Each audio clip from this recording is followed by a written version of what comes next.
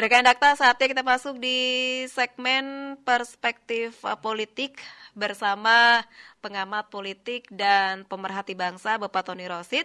Kita membahas terkait dengan P3, polemik di internal P3. Perspektif politik. Assalamualaikum, selamat pagi Pak Tony. Waalaikumsalam warahmatullahi wabarakatuh. Baik, Pak Tony, bagaimana perkembangan terkait dengan P3 hingga saat ini, Pak? Silakan. Iya, Mbak Ulfi dan seluruh pendengar Dakta dimanapun berada, P3 tanggal 27 sampai 29 akan menggelar muktamar di Ancol, Jakarta Utara.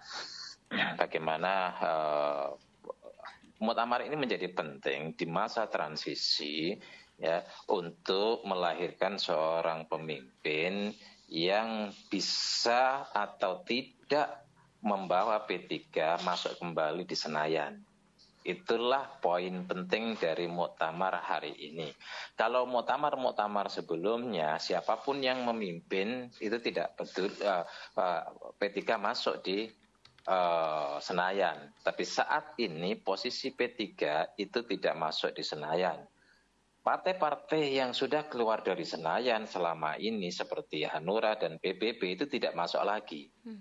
Hanya saja P3 memang beda dengan PBB. PBB itu bukan Masumi tapi mencoba untuk mengambil konstituen dari orang-orang lama, masa Orde Lama. Masumi udah pada meninggal juga.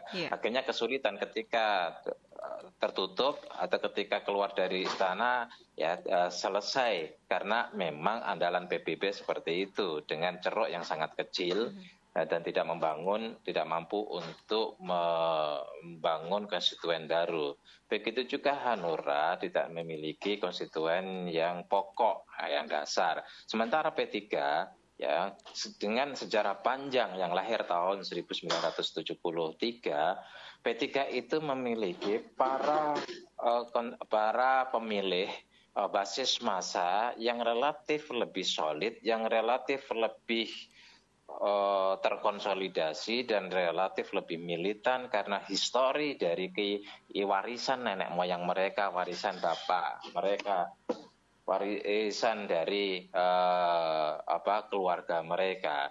Tetapi ya daihat P3 ini atau konstituen yang militan ini itu tidak mencukupi untuk memberikan kursi seminimal kursi di DPR. Oleh karena itu perlu ada tambahan. Inilah yang membedakan P3 dengan yang lain. Sudah punya ceruk solid, militan, hanya saja ceruk ini, basis massa ini tidak cukup untuk ke Senayan. Karena itu perlu ada tambahan. Tapi tambahannya ini yang dibutuhkan tidak sebesar di Hanura, tidak sebesar di PBB.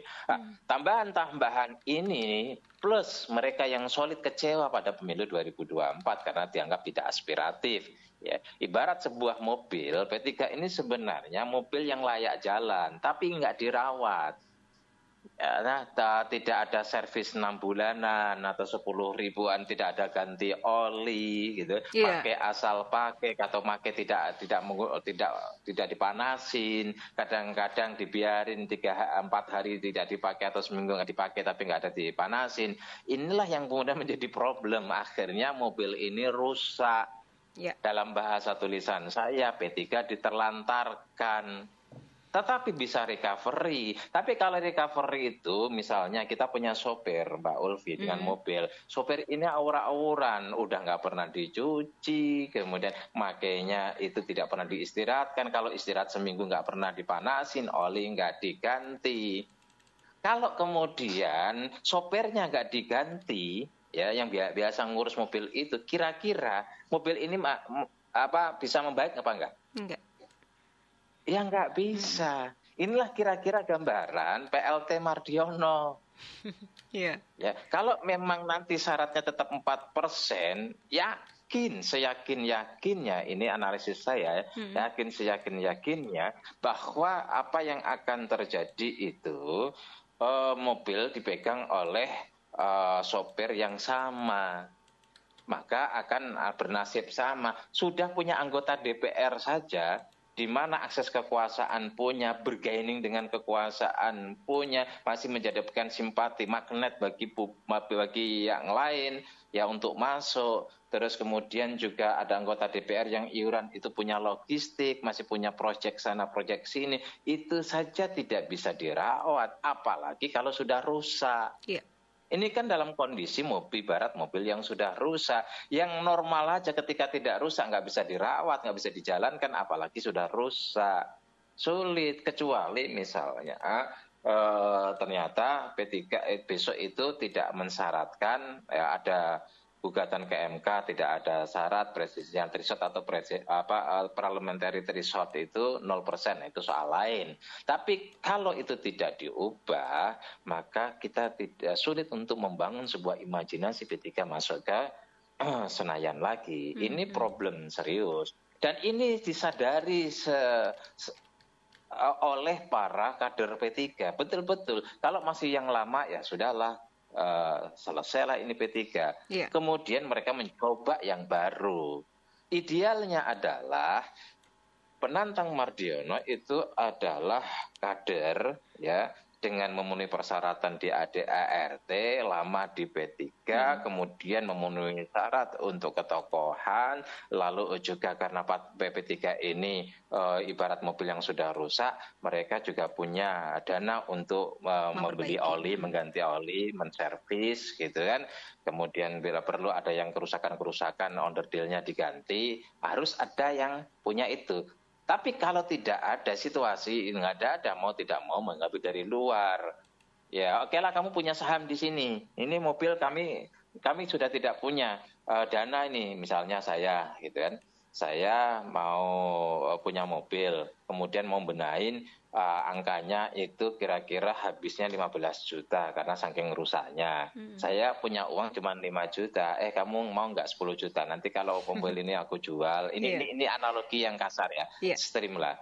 Ini kalau jual atau kemudian ini kan aku pakai untuk jalan, untuk bisnis, untuk usaha.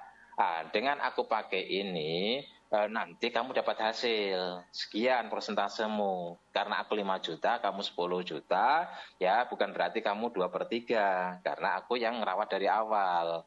Aku yang menjalankan. Nanti kalau untuk usaha, ngangkut batu lah, ya kamu dapat 50-50. Itu yang paling rasional.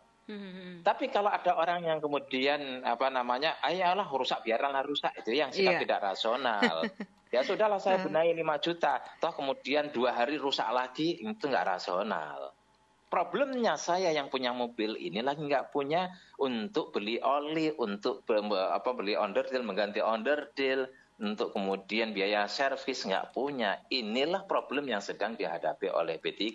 Makalah muncul kemarin Dudung, ya hilang, muncullah Amron. Tentu Dudung nggak muncul sendiri karena orang luar. Tidak seperti Muldoko dulu mau mengambil, muncul sendiri mau mengambil Demokrat yang masih normal. Ini P3 sedang tidak normal, maka orang-orang pemilik saham di P3 itu cari bagaimana menormalisasi, datanglah ke Dudung. Ternyata nggak tahu gimana Dudung namanya hilang, datang ke Amron, nama Amron hilang, datang ke Anies Baswedan, nama Pak Anies Baswedan hilang, datanglah kemudian ke Agus Suparmanto. Disinilah dapat sambutan dari Agus Suparmanto, jalan. Itu kan jalan. Kalau kemudian sudah jalan, lalu tetap kalah, ya sudah nasib P3, gitu kan, mencederai. Kalau kemudian Mardiono menang, kita tidak tahu. Kalau ini memang tidak ideal, munculnya orang luar untuk memimpin P3 itu tidak normal. Tapi memang kondisi P3 memang sedang tidak normal. Akhirnya apa? Rasionalitas politiknya ketemu di situ. Kalau memang apakah Agus itu ada jaminan untuk seandainya menang ya, Agus Suparmanto, mantan Menteri Perdagangan itu menang, apakah ada jaminan P3 itu juga landing di DPR pada pemilu 2029? Tidak ada jaminan juga, tapi paling tidak peluang itu ada. Dibanding Mardiono bisa dikatakan ya, kalau seandainya kita bikin peluang Mardiono itu mungkin dari 100% dia punya peluang 1%. Ya kalau Agus Suparmanto paling tidak 50-50 lah peluangnya. Inilah rasional politik itu perlu dikelola secara rasional. melihat situasi yang ada. Inilah kejadian P3.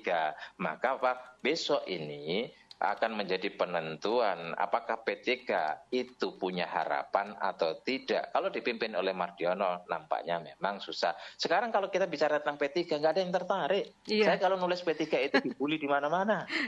Gitu kan? Ngapain sih Pak? Nulis P3, partai udah nggak laku itu, ngapain sih Pak P3 gitu kan? Partai yang tidak punya aura Ka'bah, P3 partai yang mengkhianati umat Islam. Bahasanya itu netizen itu bahasanya sudah negatif. Tetapi kalau P3 mampu menunjukkan diri bisa rebound kalau kemudian membangun sebuah karakter yang berbeda. Gitu kan, tampil beda. Tapi kalau kemudian yang tampil dengan wajah Mardiono sama aja bohong ya.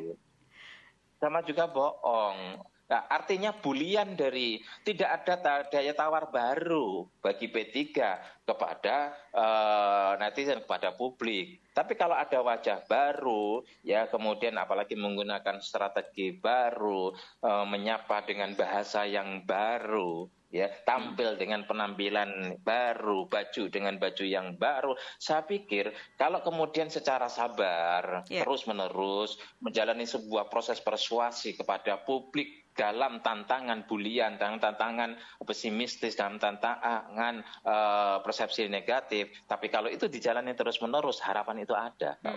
Kenapa? Karena Kerok P3 itu sudah ada dan itu basisnya cukup signifikan. Iya. Gitu.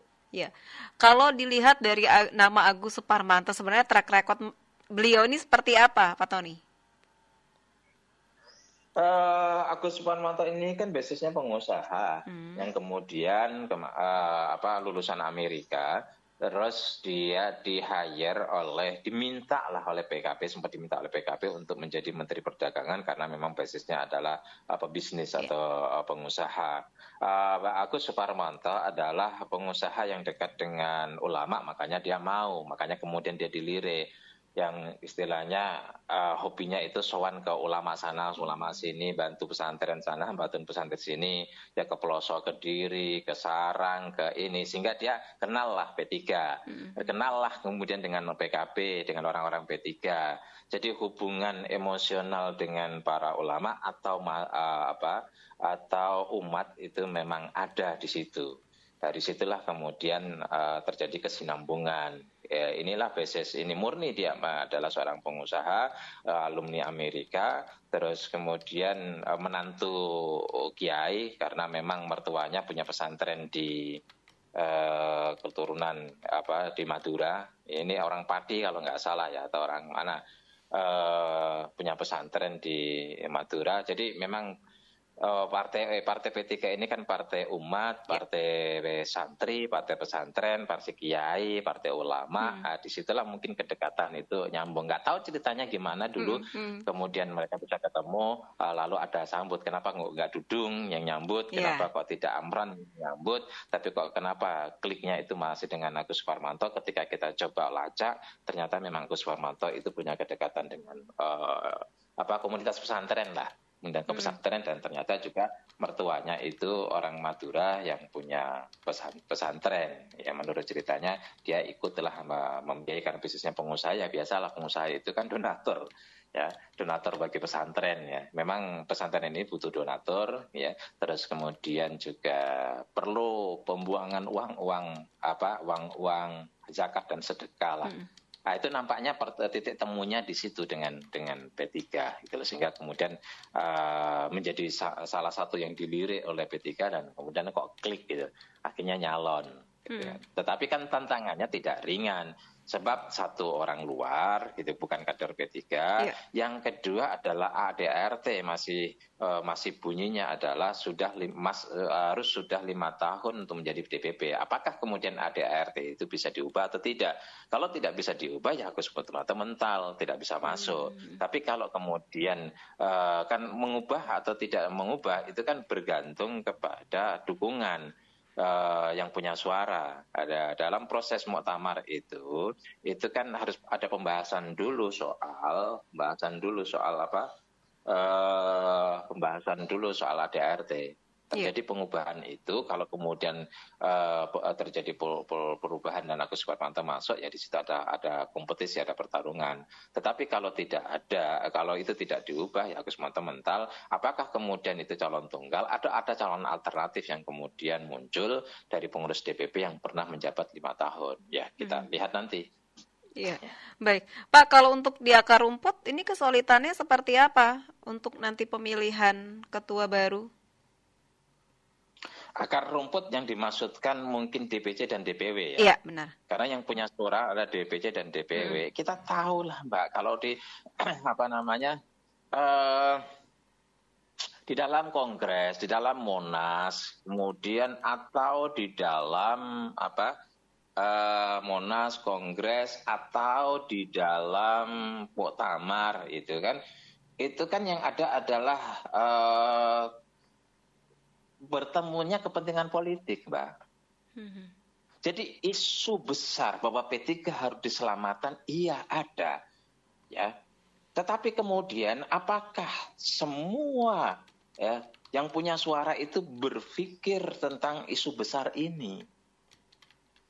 Karena masing-masing membawa agenda politik kepentingan juga. Para tokohnya, para cabangnya itu membawa kepentingan. Disitulah kemudian ya berapa persentase ya biasanya kecil dengan isu besar ini. Tidak semuanya kemudian yang punya suara ini punya semangat menyelamatkan P3 dengan kesadaran atas isu besar ini. Sebagian besar ini biasa terjadi dimanapun event dari P3 itu, disitulah ada negosiasi, ada power sharing, ya, ada bargaining. Kalau bargaining titik temunya siapa yang kuat di dalam bargaining ini, itulah yang memenangkan pertarungan.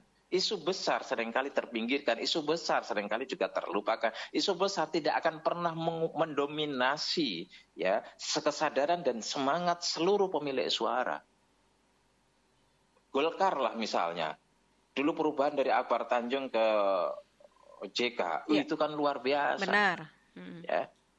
Nah, isu besarnya Golkar ini harus diselamatkan karena Golkar ini image-nya itu adalah orde lama dan Akbar Tanjung bagian daripada orde lama. Tapi kan tidak kemudian langsung, tidak terjadi pertarungan yang sengit. Sementara JK itu pada saat SBY ini maksudnya JK itu adalah wakil presiden. Maka paling realistis adalah mengambil JK untuk menjadi wakil presiden. Tapi kan nggak sederhana. Terjadi pertarungan yang 50-50 lah pada saat itu, kuat sekali antara Pak Taruna dengan ini situasi genting. Begitu juga saat ini P3 situasi genting, tetapi isu besar ini tidak secara otomatis mendominasi seluruh kesadaran dari para kader, itu Mbak. Akan bergantung di lapangan nanti, power sharingnya dan negosiasinya, bargaining politiknya, itulah yang justru 80% setidaknya menentukan siapa yang akan jadi pemenang. Bukan isu besarnya. Isu besarnya yang itu masuk di dalam sebuah kesadaran kader itu sekitar 20% lah, hitung-hitungan saya. Baik. Jadi harus orang-orang yang strategi bagaimana istilahnya bisa move on kemudian bangkit dengan program-program baru begitu ya Pak ya? Iya.